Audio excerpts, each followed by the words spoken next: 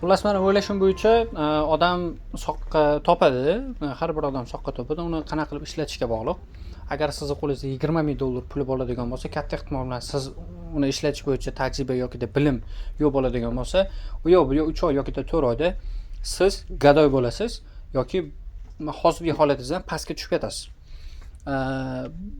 Bu tomon ham bor va yana bitta tomoni bor, ya'ni ko'proq soqqadan ko'ra atrof muhitni to'g'irlash va atrofdagi odamlarni yaxshilash.